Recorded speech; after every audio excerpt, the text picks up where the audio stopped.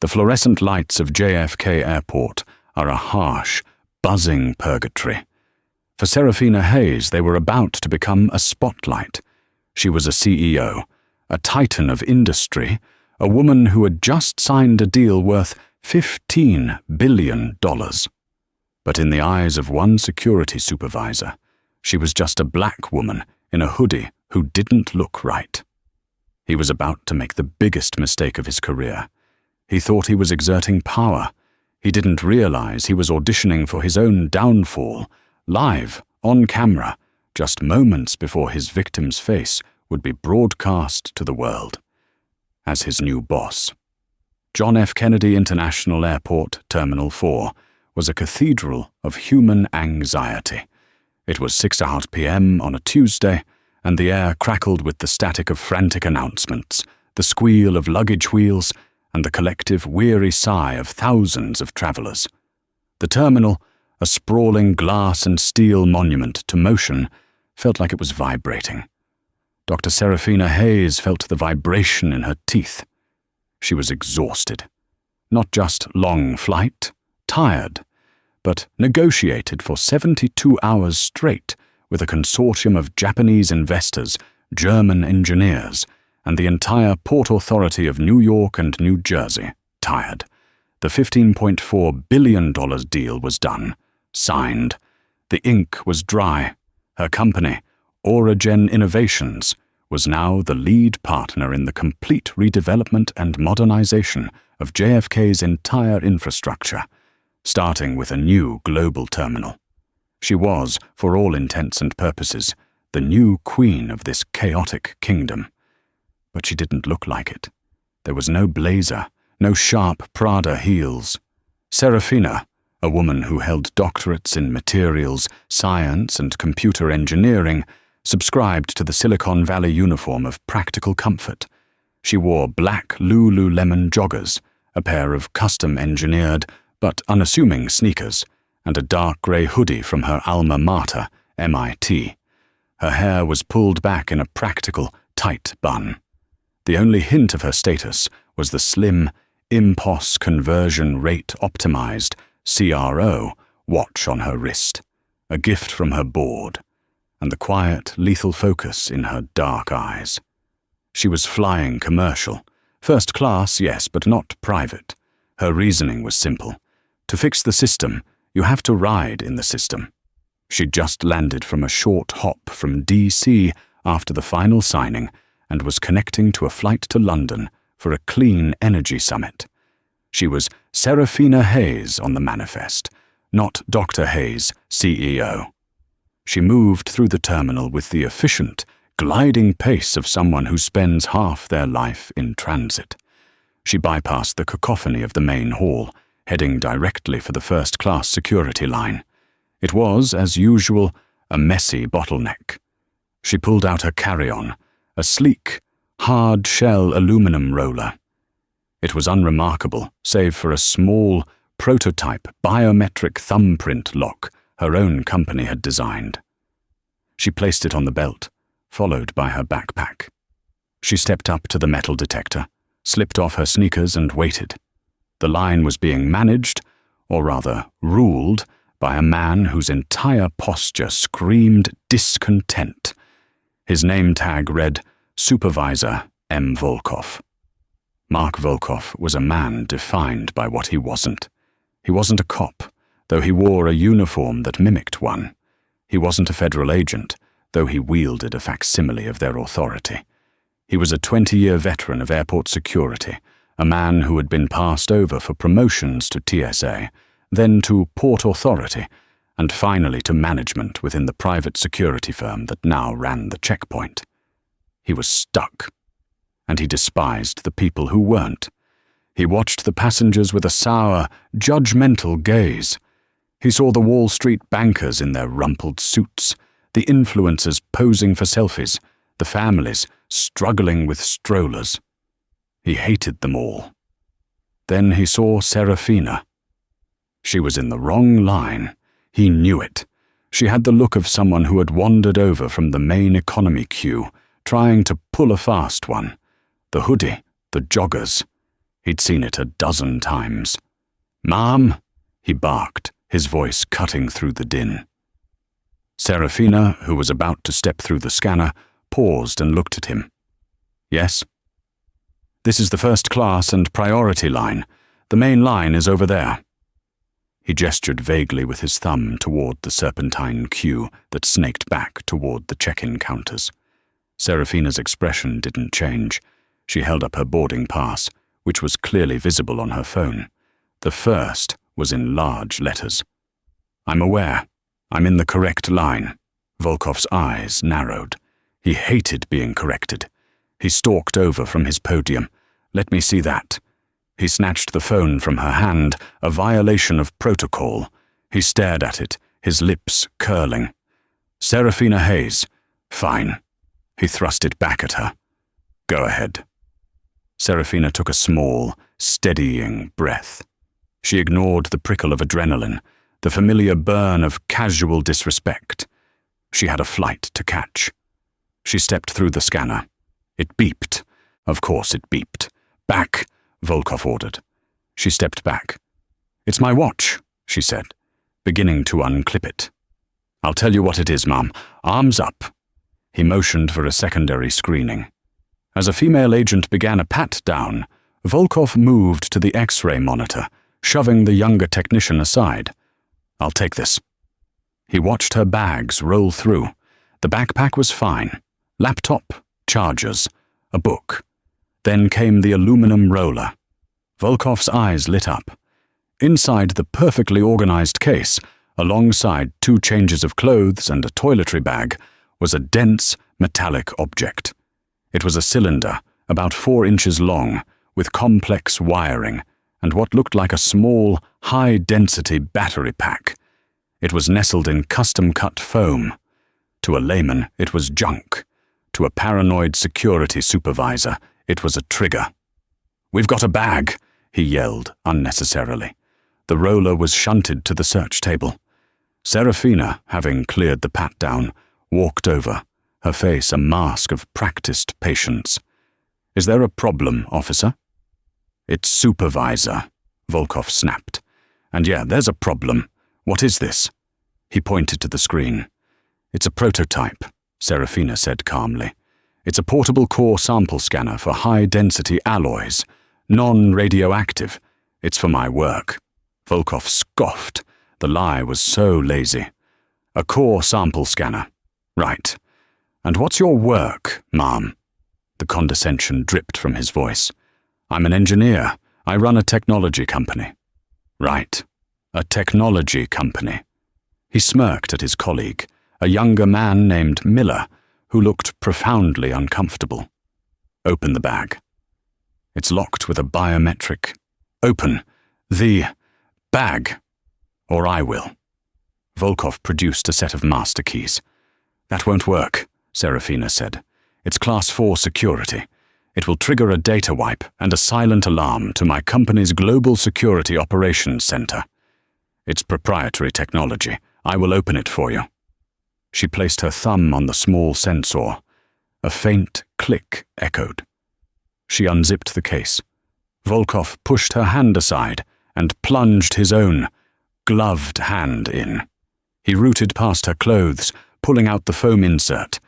He held the polished metal cylinder. It was heavy. "And what's this?" he said, holding it up like a trophy. "As I said, it's a prototype scanner. It's harmless. It's not on any prohibited items list. It's just a piece of diagnostic equipment." "Looks like a pipe bomb to me," Volkov said, his voice dropping. A ripple of fear passed through the passengers nearby. The word bomb in an airport, even whispered, has a physical effect. People flinched and began to move away. "Supervisor," Agent Miller said, his voice low. "Let's not. It doesn't look like a—" "You're new, Miller," Volkov cut him off. "You don't know what you're looking at. I do." He turned back to Serafina. His eyes were cold and triumphant.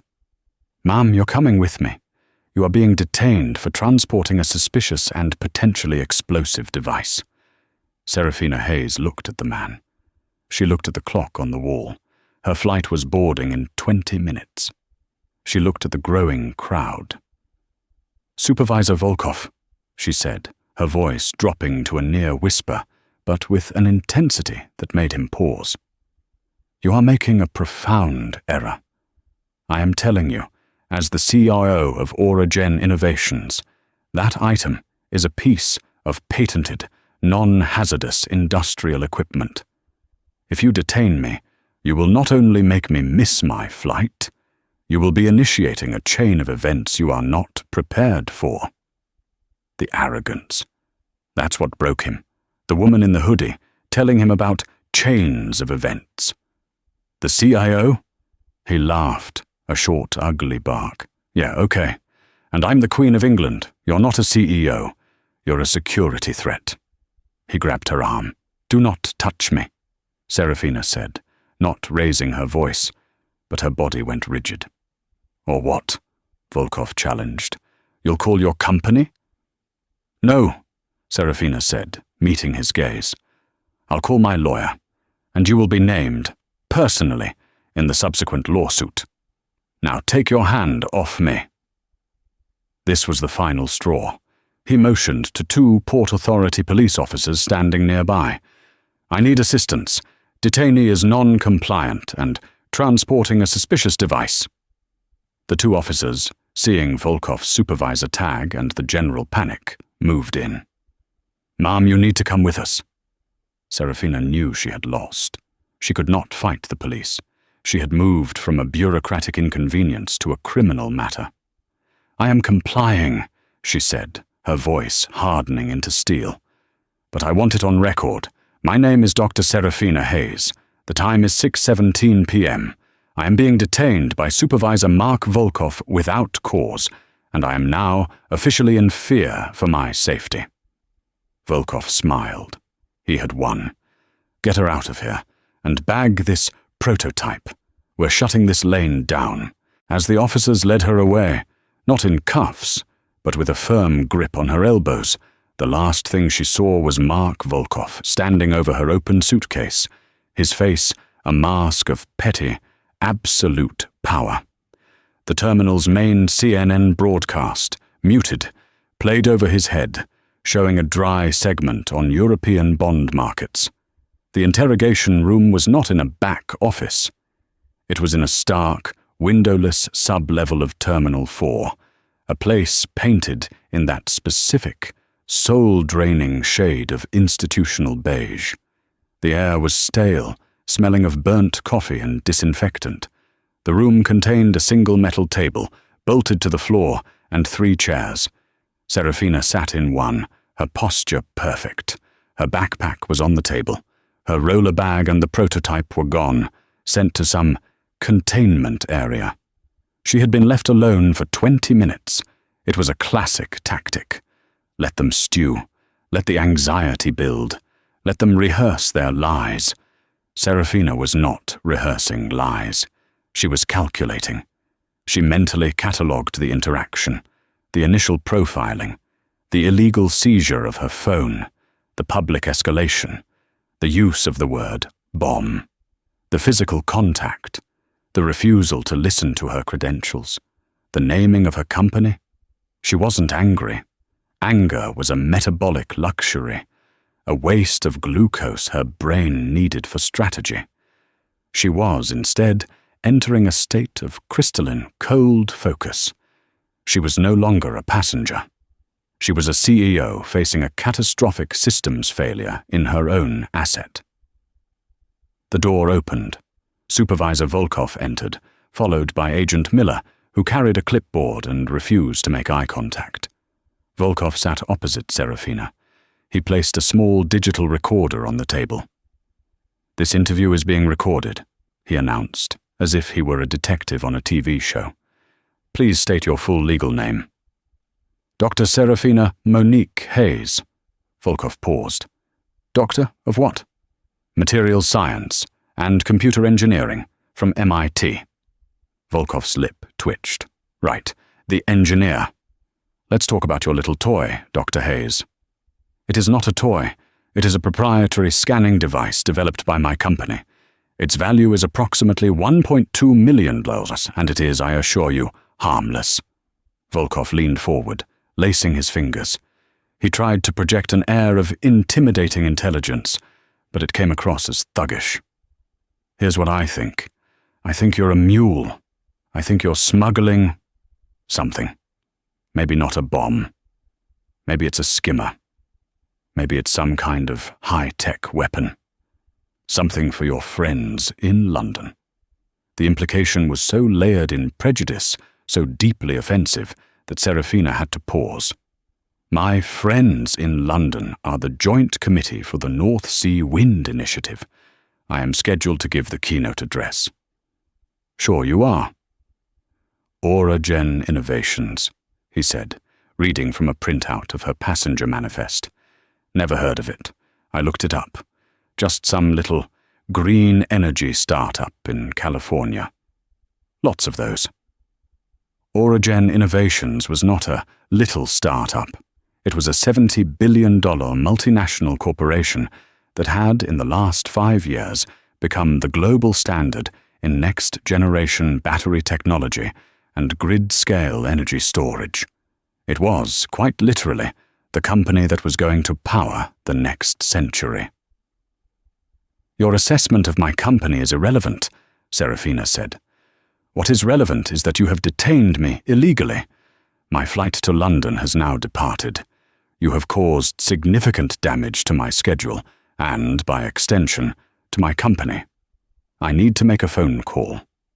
"You get a phone call when I say you get a phone call," Volkov snapped. He was losing control. This woman wasn't scared. She wasn't crying. She was bored. It infuriated him. "You're not cooperating, Dr. Hayes. You're being hostile." "I am being precise. You are operating outside of your authority. You are not law enforcement. You are a private security supervisor. You have no right to detain me in this room." "I have every right." Volkov slammed his hand on the table. The recorder jumped. "I am preventing a potential act of terrorism. Those Port Authority cops, they're backing my play. They're running your name right now. So let's see how precise you are when they find what you're really about."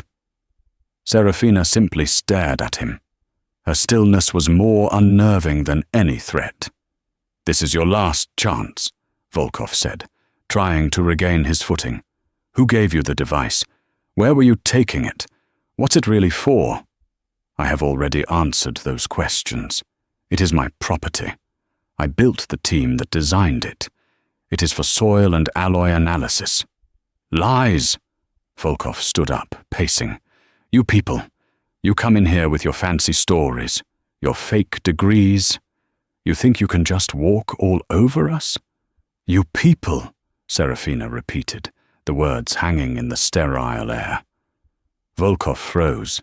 He knew he'd crossed a line. He'd said the quiet part out loud. "You tech billionaires," he tried to recover. "You new money types. You think the rules don't apply to you." "The rules apply to everyone, Supervisor, including you.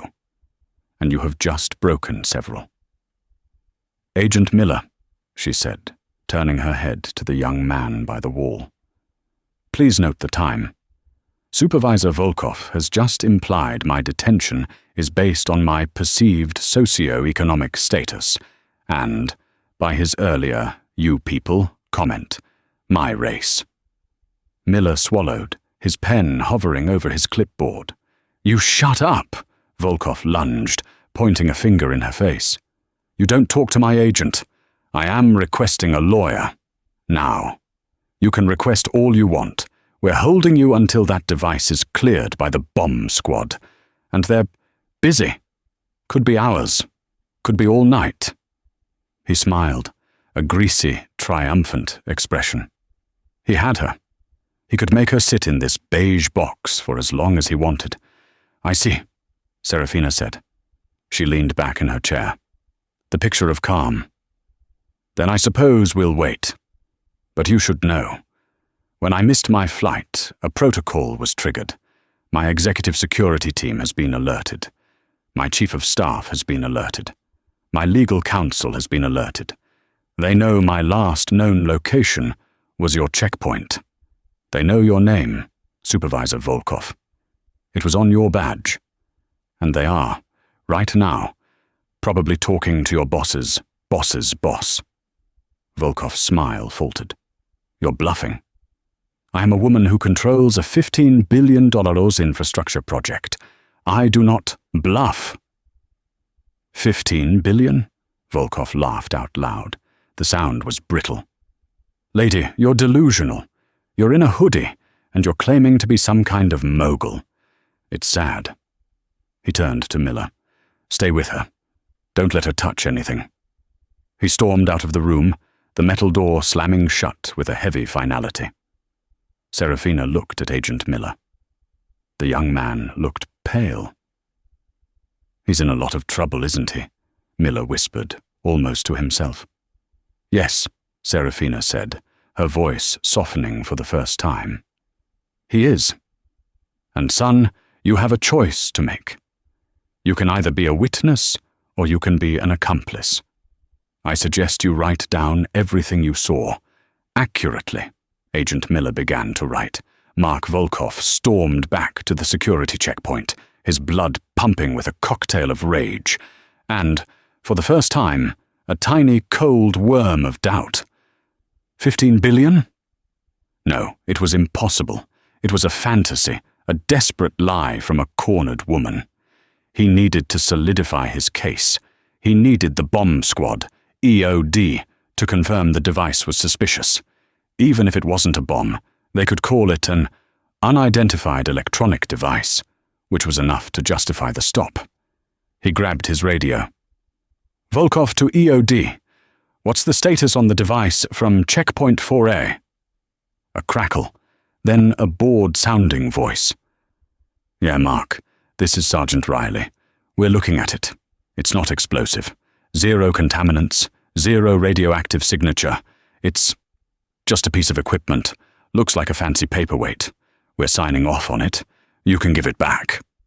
The blood drained from Volkov's face. Negative, Riley. It's got a high-density power cell. It's got complex wiring. It's... Mark, I'm the EOD tech. You're the security guy. I'm telling you, it's a computer. It's not a threat. We're clear. Riley out. The radio went silent. Volkov stood frozen behind the podium. His entire case had just evaporated. The potential explosive device was officially a paperweight. He had detained a first-class passenger, a doctor, and made her miss her flight for nothing. His career flashed before his eyes. The reprimands, the lawsuits, the suspensions. No. He wouldn't let her win. He would find something else. He'd go back to the room, sweat her. He'd claim she was non-compliant, that she was belligerent, that she had assaulted him. He'd muddy the waters so much that they'd just let her go with an apology, and he'd get a slap on the wrist. He turned to head back to the interrogation room, his mind racing, crafting a new narrative. As he did, his personal cell phone, not his work radio, rang. The caller ID was unknown. He ignored it. It rang again, insistent. He finally answered, Volkov, what? The voice on the other end was not a person. It was a sound, a flat, digital, synthesized tone that chilled him to the bone. Mr. Mark Volkov, this is an automated notification from the Auragen Innovations Global Security Operations Center. We have been advised of an unsanctioned Class 4 security breach and the unlawful detention of our Chief Executive Officer, Dr. Serafina Hayes. Volkov's hand began to shake. Who? Who is this? Your line is now being recorded, the digital voice continued, ignoring him. Port Authority of New York and New Jersey has been notified. The governor's office has been notified. The law firm of Sullivan and Cromwell has been notified. A local executive protection team is en route to your location. Please remain at your post. Await contact from your immediate supervisor, who is now being briefed. This call is now terminated. The line went dead. It was a bluff. It had to be A prank. How did they get his personal cell number? He looked up, frantic. The checkpoint was a mess. His lane was still closed. Passengers were yelling. And then he saw her. Not Dr. Hayes.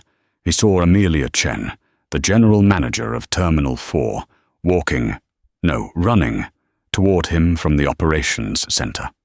Amelia was a woman who never ran. She was the epitome of corporate cool. Right now, her face was pale as chalk, and she was holding an iPad in a white-knuckled grip. "Volkov!"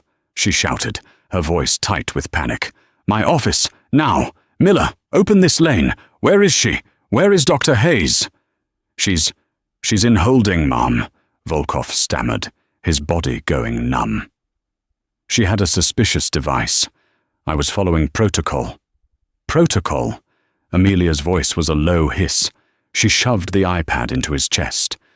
"Does protocol involve you detaining the primary partner of the T4 redevelopment consortium? Does it involve you assaulting the woman who literally just signed the check that pays your salary?" On the screen was a press release, embargoed until an hour ago. Auragen Innovations, led by CEO Dr. Serafina Hayes, finalizes 15.4B deal to create a new JFK global terminal. Beneath the headline was a photo. It was a professional corporate headshot, but it was unmistakably the same woman. The same high cheekbones, the same intense, intelligent eyes. The woman in the hoodie. The woman in his beige box. "Oh my God," Volkov whispered. He felt the floor drop out from under him. "You're not just fired, Mark," Amelia said, her voice trembling with a rage so profound it was almost quiet. "You might be facing federal charges. You interfered with a principle of a critical infrastructure project. She stopped. Her eyes drifted past him, up to the massive television screens that dominated the center of the terminal. The muted CNN broadcast on European bonds had vanished. It was replaced by a breaking news banner. The terminal, with its ambient roar, never truly fell silent. But what happened in that moment was the closest it had ever come. It started as a ripple. One passenger, waiting for his flight to Dublin, looked up at the main concourse screen and nudged his wife. A family on their way to Orlando paused, the kids' iPads momentarily forgotten. On every single CNN screen in Terminal 4, at the gates, in the food court, over the security checkpoint, the same image appeared. It was a live broadcast from a press room in Washington, D.C. The President of the United States was at a podium. Flanking him were the Governor of New York, and, on a massive video screen behind them, the woman from the corporate headshot. The chyron at the bottom of the screen read, "Breaking. White House, NY Gov announce, landmark 15.4B JFK redevelopment deal." The muted screens suddenly had sound. The airport's audio system, programmed to override with major news, clicked on. The President's voice boomed through the terminal. A project that will not just redefine air travel, but will be a monumental leap in green infrastructure, powered by the genius of Auragen Innovations. The broadcast cut from the President to the video feed. "And while she could not be here with us today," the Governor said, smiling, "the architect of this plan is already on her way to her next engagement. Please join me in congratulating the CEO of Auragen, Dr. Serafina Hayes." The terminal was now watching a live broadcast of a woman who was supposedly on a plane. But she wasn't on a plane. At that exact second, the door to the beige interrogation room opened. Agent Miller, who had heard the commotion, stepped out, followed by Serafina Hayes. She emerged from the hallway into the main security area, backpack slung over one shoulder, blinking in the sudden, fluorescent brightness. The entire security checkpoint froze. Mark Volkov was standing, paralyzed, staring at the iPad. Amelia Chen was staring at the TV. The passengers were staring at the TV. Then, one by one, they turned their heads. They looked at the massive 20-foot screen. They saw the face of Dr. Serafina Hayes, the architect of the plan, smiling professionally from the video feed. Then they looked at the small 5'7" woman in the MIT hoodie, standing not 10 feet away, next to a security agent, looking tired and annoyed. The faces were identical. A woman gasped. A man dropped his coffee. Someone else lifted their phone and began to record. Serafina looked up. She saw her own face, 10 times larger than life, on the screen. She heard the governor's praise. Then her eyes found Mark Volkov. He was still holding the iPad. His mouth was open. The blood had left his face, leaving a pasty, greenish-white mask of pure, unadulterated horror. He was looking from the screen to her and back to the screen. The gears of his reality were shattering. The delusional woman, the mule, the woman in the hoodie, the CEO of the little startup. It was all true. "Supervisor Volkov," Amelia Chen said, her voice shaking but now imbued with ice. "You are relieved of duty. Hand me your badge and your radio. Now." Volkov was incapable of movement. He was locked in a nightmare. Serafina simply watched him. She showed no emotion. No triumph, no "I told you so." She was just observing, collecting data. "He can't," Serafina said, her voice carrying easily in the sudden quiet. She walked forward, past the stanchions. The crowd of passengers parted for her as if she were royalty. She stopped directly in front of Volkov. "Amelia, right?" she said to the GM, not taking her eyes off the suspended supervisor. "Dr. Hayes, yes, I am. I cannot express how—" "Don't," Serafina said. "Not yet. We have a security breach." She turned her gaze to Volkov. "You're right, Amelia. He can't give you his badge. He's in shock." She reached out, slowly. She didn't grab the badge. She simply tapped the supervisor bar on his chest with 2 fingers. Tap, tap. "The problem, Mark," she said, her voice calm and devastatingly clear, "is not that you're a bad security guard. It's that you're a predictable one. Your bias is a liability. It's a hole in my new system, and I have to patch it." Volkov made a small, choking sound. "My prototype," Serafina said, holding her hand out. "My suitcase and my watch. Now." Agent Miller, who had been standing by, galvanized.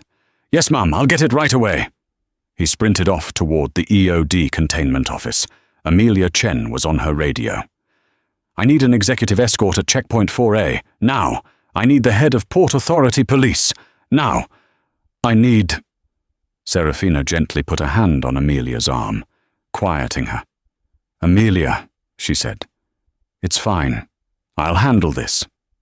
She looked back at Volkov, who seemed to have shrunk inside his own uniform. "You're not just fired, Mr. Volkov," she said, finally allowing a sliver of ice into her voice. "You're a case study. My company is taking over the security integration for this entire terminal. The new system will use biometric scanners and AI-driven behavioral analysis to remove individual points of failure. Points of failure, like you." She leaned in, close enough for only him to hear. "You didn't just detain a passenger. You gave me my first and most valuable dataset on my new investment. You just field-tested my new problem, and I thank you for it. You have no idea what you've just done." The spell was broken. The terminal exploded back into noise, but it was a different kind of noise. It was the sound of 100 phones recording, of frantic whispers. "That's her! He's so fired! Did you see his face?" Agent Miller returned, out of breath, carrying her roller bag, her watch, and the polished metal cylinder. He held them out to her as if they were holy relics. "Dr. Hayes, we're so sorry. Everything is clear. It was... "It was a mistake, Agent Miller," Serafina said, taking her watch and clipping it back onto her wrist. The familiar weight was comforting. "Your supervisor's mistake, not yours. I saw your notes. They were accurate. Thank you." Miller looked like he might cry with relief. 2 Port Authority police officers, the same ones who had escorted her to the holding room, now jogged up, their faces grim. They understood, with dawning horror, what they had participated in. "Dr. Hayes," the senior one said, his name tag reading Sergeant O'Malley. We were acting on the supervisor's information. You were following the chain of command, Sergeant," Serafina said, cutting him off. She zipped her prototype back into its foam cradle. "The chain was rotten, but I'll have my security team follow up with your captain regarding de-escalation and profiling protocols. I expect your full cooperation." "Yes, ma'am," O'Malley said, his posture ramrod straight. He now understood he was speaking to his ultimate boss. Serafina zipped the roller bag closed. She stood up to her full height. She looked at Amelia Chen. The shift in her demeanor was seismic. She was no longer a tired passenger. She was the CEO. "Amelia," she said, her voice crisp and authoritative. "My flight to London has left. My keynote is in 10 hours. This is a problem. We'll get you on a private jet, Dr. Hayes. We have a Gulfstream G650 on standby at the private hangar for just this." "No," Serafina said. "A private jet is a bandage. I'm here to fix the system, remember?" She pointed to the flight board. "The 8:12 p.m. British Airways flight to Heathrow. BA 246. Is it full?" Amelia was already typing into her iPad. "It's oversold by 12. First class is completely booked." "Then unbook someone," Serafina said, without a trace of irony. "And find my head of security, Mr. Davies. He landed from D.C. an hour ago. He was supposed to meet me in the lounge. Find him." "Right away," Amelia said. She was already on the phone to the BA station manager, her voice a steel whip. "This is Chen, Terminal 4. I have a Code 1 override. I need Seat 1A on BA 246 cleared. I don't care how." Serafina turned her full attention for the last time to Mark Volkov. He was still standing there, badge in hand, his entire world dissolved. He was a ghost at his own funeral. The passengers were streaming past him, pointing, filming. His humiliation was now total, public, and viral. "Mr. Volkov," Serafina said. He flinched, raising his eyes. They were hollow. "I will not be suing you personally," she said. A tiny spark of hope flickered in his dead eyes. "There's no need," she continued. "My legal team will be handling this with your employer and the Port Authority. A personal suit would be redundant.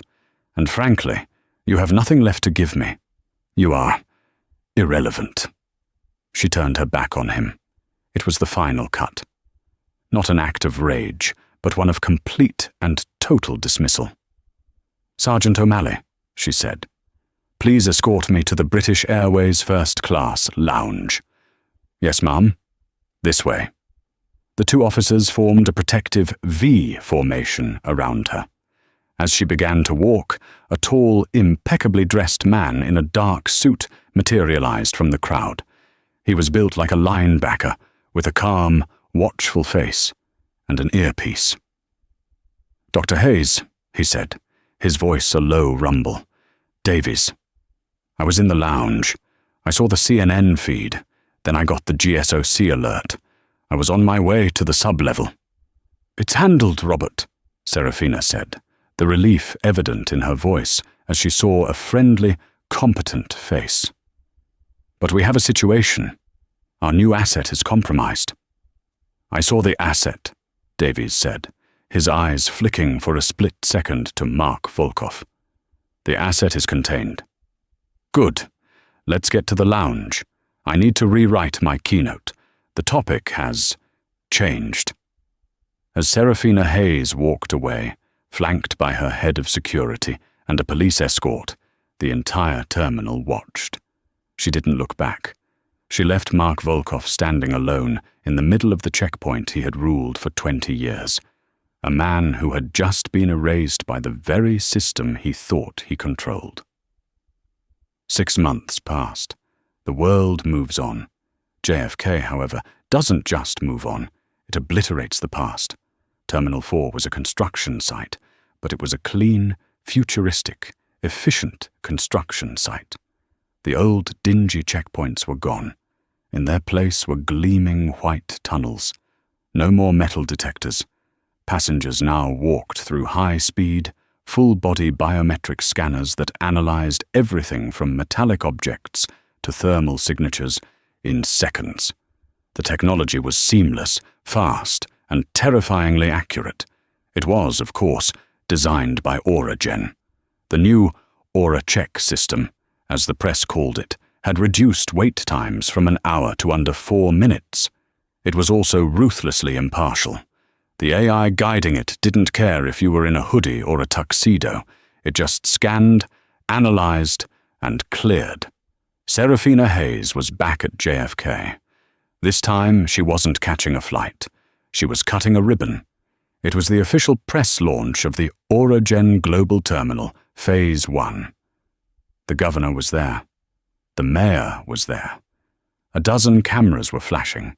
Serafina stood at a podium, this time in a sharp, cobalt blue suit, addressing the crowd. "We didn't just want to build a new terminal," she was saying, her voice echoing with confidence. "We wanted to build a new standard, a standard of efficiency, of sustainability, and of respect. Travel is stressful enough. The systems we build should be invisible, impartial, and above all, fair." Nearby, in the gleaming new concourse, a janitorial worker was pushing a wide, silent mop. He was methodical, his eyes fixed on the floor, trying to be invisible. His uniform was a dull grey jumpsuit, a stark contrast to the sharp blue uniforms of the new Auragen security team, many of whom, like Agent Miller, had been retrained and promoted. The janitor's name tag was stitched on. It just said, Mark. Mark Volkov had not faced federal charges. Serafina's legal team had decided that a public criminal trial would be a distraction. Instead, they had dismantled his life with chilling, corporate precision. He was, of course, fired. For cause was the official term. Gross negligence, violation of protocols, and conduct unbecoming. He lost his pension. He tried to sue for wrongful termination. Sullivan and Cromwell, on retainer for Auragen, buried him in 10,000 pages of discovery and depositions. His own words, his own prejudices, were read back to him by stone-faced lawyers until he dropped the suit. He tried to get another job in security. He was blacklisted. Not officially, of course, but every airport in the tri-state area was now either managed by Auragen or desperate to get a contract. His name on an application was an instant no. He was unemployable in the only field he knew. After 5 months, his unemployment ran out. His savings were gone, eaten by lawyers. He took the only job he could get, a night shift janitor for a third-party sanitation contractor that serviced the airport. And so, here he was, mopping the floors of the very terminal he used to patrol. He tried to keep his head down, to just do his job. But as he passed a bank of monitors, he saw her. Serafina Hayes. She was on the local news, live just 100 yards away. He stopped, hiding his cart in a small alcove marked custodial. He watched her on the small screen. She was smiling, shaking the governor's hand. She looked bigger. Not physically, but her presence. She was a titan. He was a man with a mop. The hard karma wasn't just that he was fired. It was that he had to be here to see it. He had to breathe the air of the world he had lost. A security agent, a young, professional woman, saw him lingering. "Sir, you can't block this alcove. You need to move along." "Right." "Sorry," Volkov muttered, pulling his cart out. As he turned, he came face to face with Agent Miller. Miller wasn't an agent anymore. He wore a sharp black suit. His name tag read, "Miller, Executive Liaison." He was on Serafina's permanent detail. Miller's eyes widened, just for a second, in recognition. He didn't see a supervisor. He saw a broken man in a grey jumpsuit. Volkov couldn't bear the look. It wasn't hatred. It wasn't pity. It was nothing. It was the same look Serafina had given him, the look of dismissal. "Mark," Miller said, his voice not unkind, You're working here." Just cleaning," Volkov mumbled, his face burning with a shame so hot it felt like acid. "Just doing my job." "Right." Miller nodded. Then his earpiece crackled. "Copy that." He straightened his tie. "Dr. Hayes is on the move." He turned and walked away, back to his new life, his new boss, his new future. Mark Volkov was left alone in the hallway. He could hear the applause for Serafina as she finished her speech. It sounded like the ocean. He gripped the handle of his mop. He looked down at the gleaming, white marbled floor. A floor so clean he could see her reflection in it as she passed by on the TV. He saw her face everywhere. He had tried to block her. And in the end, he was the one who was blocked from his job, his future, his dignity. He was the ghost in her new machine. He turned his cart and pushed it, slowly, toward the men's restroom, the rhythmic, humiliating squeak of the mop wheel, the only sound he made. 3 days after the ribbon cutting, Serafina Hayes was in her new JFK office. It wasn't an office, really. It was a command and control hub, a glass-walled room suspended above the main terminal floor. From here, she and her team could monitor every aspect of the terminal's operation, from air conditioning efficiency to passenger flow. Robert Davies, her head of security, stood beside her, looking down at the seamless river of people flowing through the new checkpoints. "It's beautiful, Robert," Serafina said, sipping her coffee. "The models were right. Throughput is up 400%. Stress incidents are down 80%. "It's a fortress, Serafina," Davies replied. "And a welcoming one. That's the trick." "Did you see him?" she asked, her voice quiet. Davies nodded. He missed nothing. "Yes. Miller identified him on Wednesday. Mark Volkov. Sanitation crew, third party. He was mopping." Serafina stared into the crowd for a long time. She wasn't feeling triumphant. She was feeling analytical. "The karma of it is poetic," Davies offered. "It's not karma, Robert. It's an equation." He applied a specific force, bias, ego, incompetence, to the system. The system, now under my control, applied an equal and opposite force. He made himself obsolete. "You could have had him removed," Davies said. "A word to the contractor, and he'd be gone." "Why?" Serafina turned from the window. "So he can go work at a mall." "No, I want him here. I want him to see it. I want him to see a system that works, not in spite of him, but because his type of failure was the catalyst for its design. He's not a person to me anymore. He's a data point. He's a reminder." "A reminder of what?" "That you can build the most perfect system in the world," Serafina said, "but it's still operated by people, and people are fallible. The day I forget, that is the day I become him." Davies was silent for a moment. He understood her. She wasn't cruel. She was a scientist. Volkov wasn't an enemy. He was a variable she had successfully isolated and neutralized. "What about the prototype?" Davies asked, changing the subject. "The one from that day. Did EOD damage it?" Serafina smiled, a genuine, rare smile. No, it was fine. In fact, it's what we're using to scan the bedrock for Phase 2. The data it pulled from the soil under the old holding cell was fascinating. Turns out, we can build a deeper, more stable foundation than we thought. She laughed. That's the real irony. While Volkov had me in that box, trying to ruin my company, the very device he was holding was scanning the ground beneath our feet and finding a way to make my new terminal even better. He was literally sitting on the solution. Davies chuckled. He gave you the data. He gave you the case study. He gave you the foundation plans. Exactly, Serafina said. He thought he was ending my day. He was just giving me a head start on the next one. She looked back at the terminal. Now let's talk about the new facial recognition protocols. I want to make sure we're flagging for distress, not just suspicion. I want to find the people who need help, not just the people who look wrong.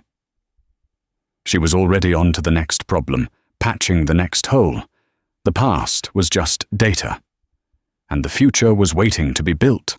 1 year later, the Auragen Global Terminal was complete. It was a marvel, a living, breathing building of recycled steel and smart glass, powered entirely by its own solar grid and geothermal wells. It was Serafina Hayes's masterpiece. She was walking the concourse, alone, at 3 a.m. This was her habit. No entourage, no security, just her. The terminal was quiet, the only sound the hum of the robotic cleaners. Volkov's company had lost the contract. She was heading to the new meditation and prayer room, a silent, beautiful space she had personally designed. As she rounded a corner, she found the men's restroom. That men's restroom. The one near the old checkpoint. The one Volkov had been cleaning 6 months ago. The door was propped open. A single light was on. She paused. She saw a pair of legs in a grey jumpsuit. A sanitation worker on his knees, scrubbing at a persistent stain. Her first thought was, Mark!